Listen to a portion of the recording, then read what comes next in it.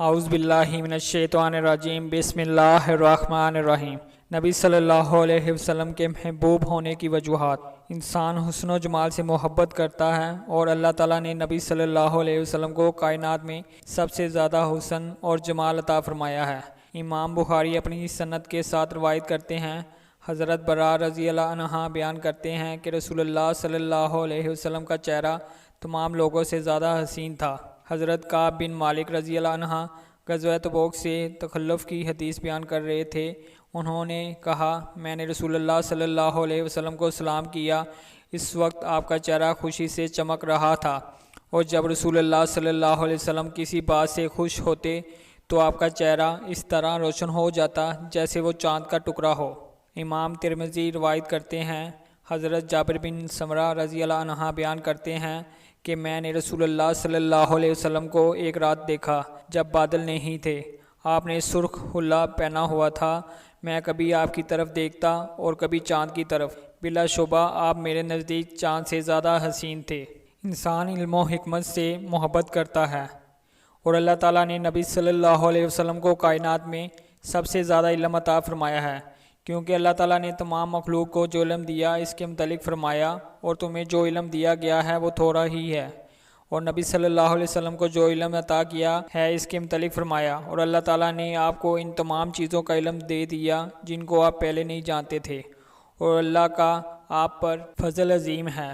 غور کیجئے، اللہ تعالیٰ تمام مخلوقات کے علم کو تھوڑا فرما رہا ہے، تو جس کے علم کو وہ عظیم فرما دے، اس کی وسعتوں اور عظمتوں کا کون اندازہ کر سکتا ہے۔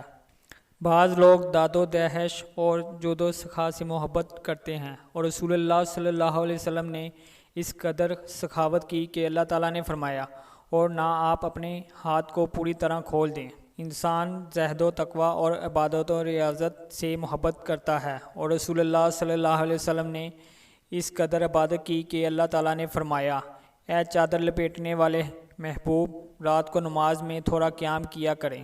انسان اس شخص سے محبت کرتا ہے جو نرم دل اور رحم کرنے والا ہو، اور رسول اللہ صلی اللہ علیہ وسلم سب سے زیادہ نرم دل اور رحیم تھے۔ اللہ تعالیٰ فرماتا ہے، تو اللہ کی کیسی بے پایا رحمت سے آپ ان مسلمانوں کے لیے نرم دل ہوئے، اور اگر آپ تند خو اور سخت دل ہوتے تو وہ ضرور آپ کے گرد و پیش سے بھاگ جاتے۔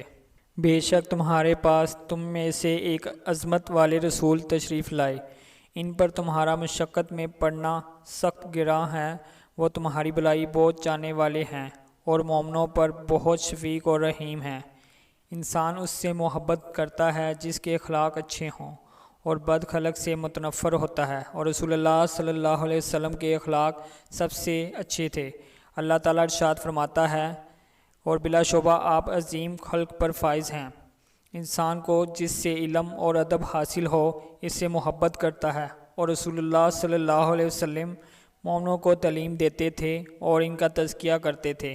اللہ تعالیٰ فرماتا ہے، بلا شبہ اللہ تعالیٰ نے مومنین پر بہت بڑا احسان کیا جب انہی میں سے ایک عظیم رسول بھیجا جو ان پر اس کی آیتیں تلاوت کرتا ہے، انہیں پاک کرتا ہے اور ان کو کتاب اور حکمت کی تعلیم دیتا ہے، اور بے شک وہ اس سے پہلے ضرور کھلی گمراہی میں تھے۔ انسان اس سے محبت کرتا ہے جس کی وجہ سے اس کو دنیا میں کسی مصیبت اور عذاب سے نجات ملے، اور نبی صلی اللہ علیہ وسلم کی وجہ سے اللہ تعالیٰ نے آسمانی عذاب بھیجنے کا سلسلہ بند کر دیا۔ اللہ تعالیٰ فرماتا ہے، اور اللہ کی شان نہیں کہ لوگوں کو عذاب دے ترا، حالانکہ اے محبوب آپ ان میں موجود ہیں، جس کی وجہ سے دنیا کی مصیبت سے نجات ملے۔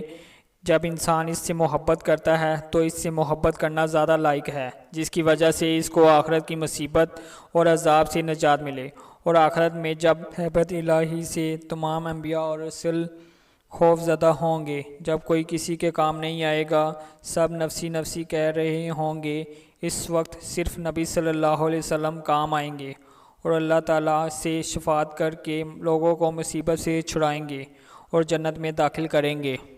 امام بخاری روایت کرتے ہیں، حضرت انس رضی اللہ عنہ بیان کرتے ہیں کہ رسول اللہ صلی اللہ علیہ وسلم نے فرمایا، اللہ تعالیٰ قیامت کے دن لوگوں کو جمع فرمائے گا، لوگ کہیں گے کہ کاش ہم اپنے رب کے حضور کسی کی شفاعت طلب کریں جو ہم کو اس جگہ سے راحت دلائے۔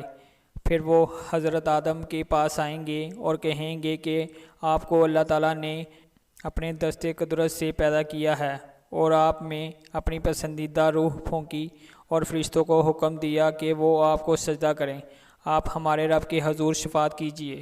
حضرت آدم کہیں گے میں تمہارا کام نہیں کر سکتا اور اپنی اجتہادی خطا یاد کریں گے۔ تم نوح کے پاس جاؤ، وہ پہلے رسول ہیں جن کو اللہ تعالیٰ نے شریعت کے ساتھ بھیجا۔ لوگ ان کے پاس جائیں گے، وہ کہیں گے میں تمہارا کام نہیں کر سکتا اور اپنی اجتہادی خطا یاد کریں گے۔ تم ابراہیم کے پاس جاؤ جن کو اللہ تعالیٰ نے اپنا خلیل بنایا تھا۔ لوگ ان کے پاس جائیں گے، وہ بھی کہیں گے میں تمہارا کام نہیں کر سکتا اور اپنی اجتہادی خطا یاد کریں گے۔ تم موسیٰ کے پاس جاؤ جن سے اللہ تعالیٰ ہم کلام ہوا۔ لوگ ان کے پاس جائیں گے، وہ کہیں گے میں تمہارا کام نہیں کر سکتا اور اپنی اجتہادی خطا کو یاد کریں گے۔ تم عیسیٰ کے پاس جاؤ، وہ ان کے پاس جائیں گے، وہ کہیں گے میں تمہارا کام نہیں کر سکتا۔ تم حضرت محمد صلی اللہ علیہ وسلم کے پاس جاؤ جن کی اگلی اور پچھلی سب ظاہری یا اجتہادی خطائیں معاف کر دی گئی ہیں۔ پھر لوگ میرے پاس آئیں گے، میں اللہ تعالیٰ سے اجازت طلب کروں گا، میں سجدہ میں گر جاؤں گا، پھر جب تک اللہ تعالیٰ چاہے گا مجھے سجدے میں رہنے دے گا۔ پھر مجھ سے کہا جائے گا اپنا سر اٹھاؤ، مانگو تم کو دیا جائے گا، کہو تمہاری بات سنی جائے گی، شفاعت کرو قبول کی جائے گی۔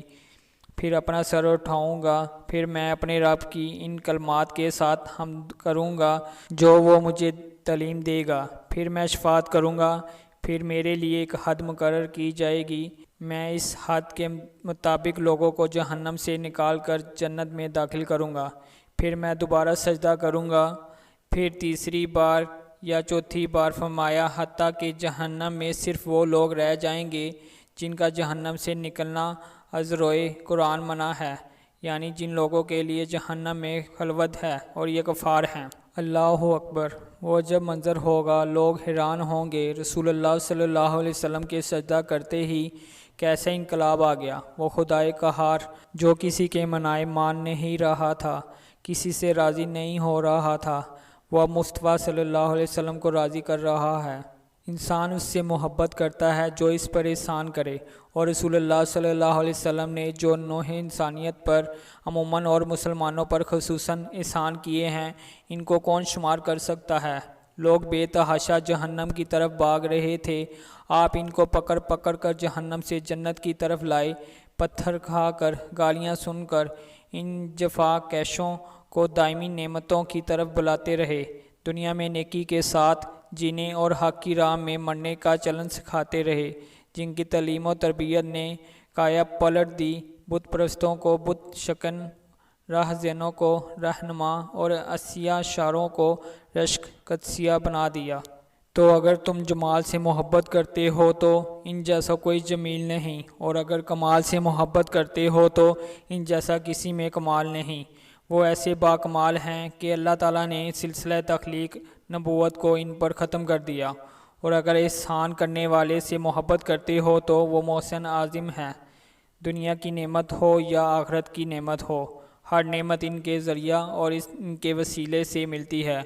تو ایسے منم اور محسن سے، ایسے حسین و جمیل اور صاحب کمال سے جتنی محبت کی جائے وہ کم ہے، اور حق یہ ہے کہ ان کو اپنے آپ سے زیادہ چاہا جائے، بلکہ اپنے ماں باپ اور اولاد سے اور تمام لوگوں سے زیادہ چاہا جائے۔